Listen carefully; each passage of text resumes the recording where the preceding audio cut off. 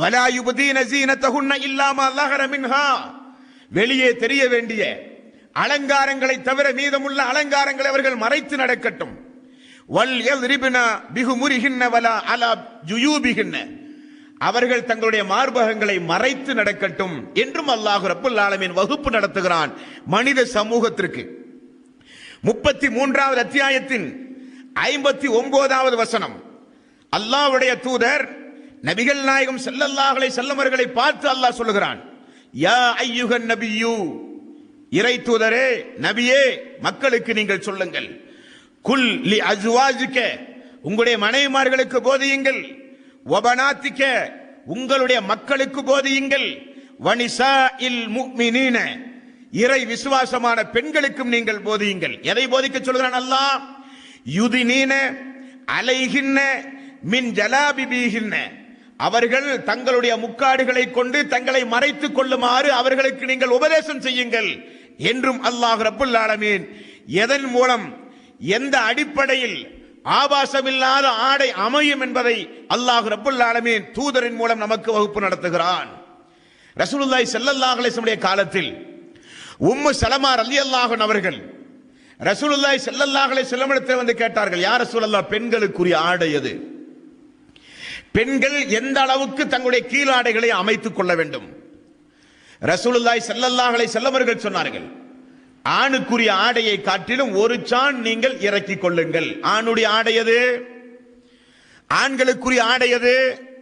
நபிகள் நாயகம் ஸல்லல்லாஹு அலைஹி வஸல்லம் அவர்கள் மூமின்களுக்குரிய ஆடை, மூமின்களுக்குரிய ஆடை என்று எங்கெல்லாம் நபிகள் நாயகம் ஸல்லல்லாஹு அலைஹி வஸல்லம் அவர்கள் சொன்னார்களோ அங்கெல்லாம் முட்டுக்காலுக்கும் கரண்டை காலுக்கும் இடைப்பட்ட கெண்டை கால் ஆண்களுடைய ஆடையினுடைய பகுதி. அதிலிருந்து ஒரு ஜான் கீழே இறக்குங்கள் பெண்களுடைய ஆடை. அப்ப உம்மு சலமா அவர்கள் கேட்கிறார்கள், யார சொல்லலாம், பாதம் தெரியுமே. ரசூலுல்லாஹி ஸல்லல்லாஹு அலைஹி வஸல்லம் அவர்கள் மீண்டும் சொல்கிறார்கள், ஒரு சான் இறக்குங்கள், அது உங்களுக்கு போதுமானது. பெண்களுடைய ஆடை, பெண்களுடைய கீழாடை, ஆபாசமில்லாத பெண்களுடைய ஆடை எந்த அளவுக்கு இருக்க வேண்டும் என்று நபிகள் நாயகம் ஸல்லல்லாஹு அலைஹி வஸல்லம் அவர்கள் அக்காலத்து மக்களுக்கு விளக்கியதுதான் ஆபாசத்தினுடைய எல்லை என்பார்ந்த சோர்களே. அதைத்தான் அல்லாஹ் ரப்பல் ஆலமீன் இந்த மனித சமூகத்திற்கு அல்லாஹ் போதிக்கிறான். இதை மனித சமூகத்திற்கு அல்லாஹ் எச்சரிக்கையாக சொல்லுகிறான். ஆடைகளில் ஜாக்கிரதையாக இல்லாவிட்டால், பெண்கள் ஆடைகளில் பேணுதலாக இல்லாவிட்டால், ஒழுக்கக்கேட்டையும் விபச்சாரத்தையும் மனித சமூகத்திலே இருந்து ஒழிக்கவே முடியாது. எந்த காரணத்தை கொண்டு ஒழிக்கவே முடியாது.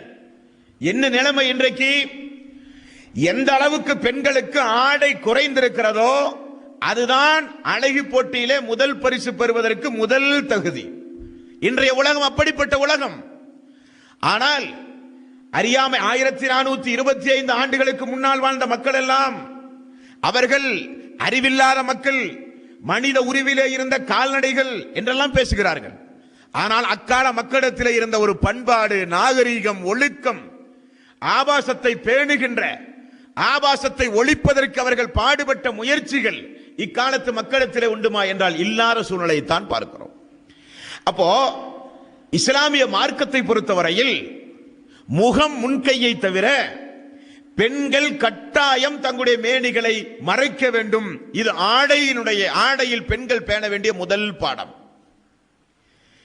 இனி முகம் முன்கையை தவிர பெண்கள் மறைத்தால் போதுமா என்றால், எதை கொண்டு எந்த விதத்தில் மறைக்கிறார்களோ அதை பொறுத்து ஆபாசங்கள் அமையும். ஏனென்றால் நபிகள் நாயகம் ஸல்லல்லாஹு அலைஹி வஸல்லம் அவர்கள் சொன்னார்கள், மறுமையினால் நெருங்கும் பொழுது ஒரு சில பெண்கள் தோன்றுவார்கள், மறுமையினுடைய அடையாளமாக அவர்கள் வருவார்கள். எப்படிப்பட்ட பெண்கள்? அவர்கள் ஆடை அணிந்திருப்பார்கள், ஆனால் ஆடை அணிந்தும் அவர்கள் நிர்வாணமாக இருப்பார்கள். எதை ரசூலுல்லாஹி ஸல்லல்லாஹு அலைஹி வஸல்லம் அவர்கள் சொன்னார்கள்? மெல்லிசான ஆடைகள், உள்ளிருக்கக்கூடிய கனபரிமாணங்களை வெளியே எடுத்து காட்டக்கூடிய இறுக்கமான ஆடைகள், ஆண்களுக்கு ஒப்பான ஆடைகள். அப்ப பெண்கள் மறைத்திருந்தாலும் அல்லாஹ்வுடைய சாபத்தை பெறுவார்கள் அவர்கள் என்று ரசூலுல்லாஹி ஸல்லல்லாஹு அலைஹி வஸல்லம் அவர்கள் ஏன் சபித்தார்கள்? மறைத்தார்கள், ஆனால் மறைக்க வேண்டிய விதத்தில் அவர்கள் மறைக்கவில்லை. முகமும் முன்கையும் தவிர அவர்கள் முழுக்க முழுக்க மறைத்திருந்தாலும் மிக மெல்லிசான, மிக மிக லேசான ஆடைகளை பெண்கள் அணிகிற காலம் இந்த காலம். இறுக்கமான ஆடைகளை அணிகிற காலம் இந்த காலம். அதை ரசூலுல்லாஹி ஸல்லல்லாஹு அலைஹி வஸல்லம் அவர்கள் சொன்னார்கள். மறுமையினுடைய அடையாளமாக அந்த பெண்கள் வந்திருக்கிறார்கள். கியாம நாள் வரப்போகிறது என்பதை நீங்கள் தெரிந்து கொள்ளுங்கள். அதனுடைய அறிகுறிதான் ஆடை அணிந்தும் நிர்வாணமாக பெண்களை நீங்கள் பார்ப்பது என்று நபிகள் நாயகம் ஸல்லல்லாஹு அலைஹி வஸல்லம் அவர்கள் சொன்னார்கள். அவர்களை அல்லாஹ் சபிக்கிறான். இன்னொரு பெண்களையும் அல்லாஹ் சபிக்கிறான். யார் அவர்கள்? ஆண்களுக்கு ஒப்பாக நடக்கக்கூடிய பெண்கள். ஆண்களுக்கு ஒப்பாக நடக்கக்கூடிய பெண்கள், அவர்களையும் அல்லாஹ் நாசமாக்குகிறான் என்று நபிகள் நாயகம் ஸல்லல்லாஹு அலைஹி வஸல்லம் அவர்கள் சொன்னார்கள். ஆண்களுக்கு குறைந்த ஆடை போதும். ஆண்கள் ஒரு மேல் சட்டை இல்லாமல் கூட வீதியிலே நடக்க முடியும். யாரும் அதை ஆபாசம் என்று சொல்ல மாட்டார்கள். என்ன நாகரிகம் இல்லாமல் சொல்லுகிறானே என்றுதான் அதிகபட்சம் சொல்லுவார்கள். அதை ஆபாசம் என்று சொல்ல மாட்டார்கள். ஆனால் ஆண்களை பொறுத்தவரையில் நாளுக்கு நாள் ஆண்கள் அதிகப்படியான ஆடை அணிகிறார்கள். ஃபுல் கை ஷர்ட் முதல் கொண்டு ஆண்கள் அணிகிறார்கள். அதி குறைவான ஆடை அணிய வேண்டிய ஆண்கள் அதிகமான ஆடை அணிகிறார்கள். அதிகமான ஆடை அணிய வேண்டிய பெண்கள் மிக மிக குறைந்த ஆடை அணிந்து வருகிற ஒரு காலகட்டத்தில் நாம் வாழ்கிறோம். அப்படியானால் அல்லாஹ்வுடைய கோபத்திலே இருந்து இஸ்லாமிய தாய்மார்கள் மட்டுமல்ல, இந்த பெண் இனத்தவர்கள் அல்லாஹ்வுடைய கோபத்திலே இருந்து உங்களை நீங்கள் பாதுகாத்துக் கொள்ள வேண்டுமானால், மனித சமூகத்திலே நாளுக்கு நாள் புயலை விட வேகமாக வீசி வருகின்ற ஒழுக்கச் சீரழிவிலே இருந்து பெண்ணினத்தை பாதுகாக்க வேண்டுமானால், படைத்த இறைவன் எப்படிப்பட்ட பாதுகாப்பான ஆடைகளை அணிய சொல்லுகிறானோ அந்த ஆடைகளை அணிவதின் மூலம்தான் பெண் இனத்திற்கு பாதுகாப்பு உண்டு. அன்பார்ந்த சகோதர சகோதரிகளே, அல்லாஹ் ரப்பல் ஆலமீன் எந்த ஒரு இறை வேதத்திலும் நீங்கள் பார்த்திட முடியாத அளவுக்கு அல்லாஹ் அவனுடைய அருள்மறையாம் திருமறை குர்ஆனில் ஒரு பெண்கள் எப்படியெல்லாம் தங்களுடைய குடும்பங்களில் யார் யார் முன்னிலையில் அலங்கரிக்க வேண்டும், யார் யார் முன்னிலையில் அலங்கரிக்க கூடாது, யார் யார் முன்னிலையில் எப்படிப்பட்ட ஆடை கலாச்சாரத்தோடு இருக்க வேண்டும், யார் யார் முன்னிலையில் எப்படிப்பட்ட ஆடை கலாச்சாரத்திலிருந்து பாதுகாப்போடு இருக்க வேண்டும், அல்லாஹ் பாடம் நடத்துகிறான் திருக்குர்ஆனில். அதே 24வது அத்தியாயம் 31வது வசனத்தில் ஆபாசம் எங்கிருந்து புறப்படுகிறது என்பதை அல்லாஹ் இனங்காண்பிக்கிறான். பாருங்கள், ஒரு குடும்பத்தில், கூட்டு குடும்பத்தில் இருக்கக்கூடிய பெண்கள் ஆபாசம் இல்லாமல் வாழ வேண்டுமானால் ஜாக்கிரதையாக அந்த பெண்கள் வாழ வேண்டும். அதற்கு அல்லாஹ் ரப்பல் ஆலமீன் 24வது அத்தியாயத்தின் 31வது வசனத்தில் அல்லாஹ் ரப்பல் ஆலமீன் சொல்லுகிறான், வலா யுப்தீன ஸீனத்தஹுன்ன, வெளியே தெரிய வேண்டிய அலங்காரங்களை நீங்கள் கண்டிப்பாக பாதுகாக்க வேண்டும், ஒரு சில நபர்களை தவிர என்று அல்லாஹ் சொல்லுகிறான். இந்த அலங்காரம் என்றால் என்ன அன்பார்ந்த சகோதரர்களே?